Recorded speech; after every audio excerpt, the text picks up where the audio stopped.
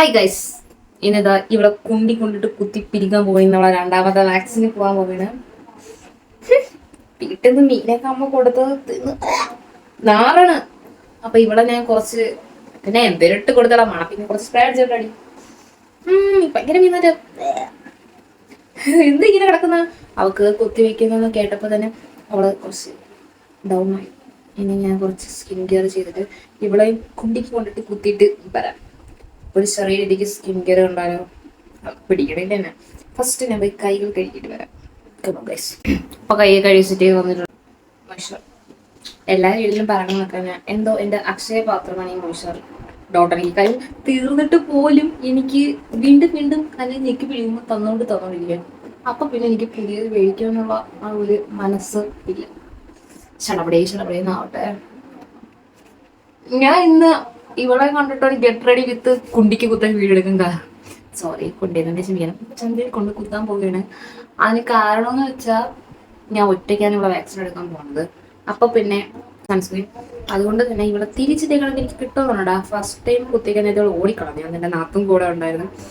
Second time ഒറ്റയ്ക്ക് ഇവിടെ അവളെ കൂടെ വരുമോ ആസനം കുത്തി അവൾ ആ വഴി ഓടുമെന്ന് എനിക്ക് അറിഞ്ഞൂടാ. എന്തായാലും നോക്കാം. അമ്മേൻ്റെ അടുത്ത് ഞാൻ പറഞ്ഞത് കൂടെ വരെ. അപ്പൊ അമ്മ ഭയങ്കര ബിസി ഗൈസ്.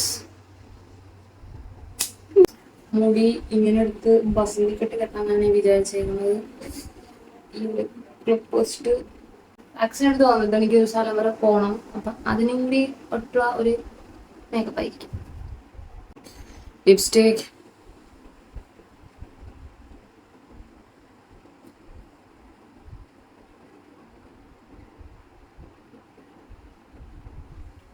കുറച്ച് കയ്യില് സൺസ്ക്രീൻ അത് തീർന്ന് ടോട്ടലിയുടെ സൺസ്ക്രീൻ തന്നെ.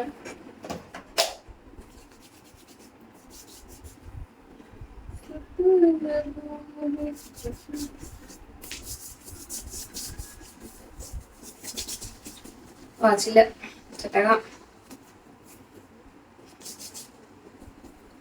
മുഖം ഇങ്ങനെയാണ്, കുഴപ്പമൊന്നുമില്ലല്ലോ. ഇവിടെ മൂക്കൊന്ന് തുടച്ചിട്ട്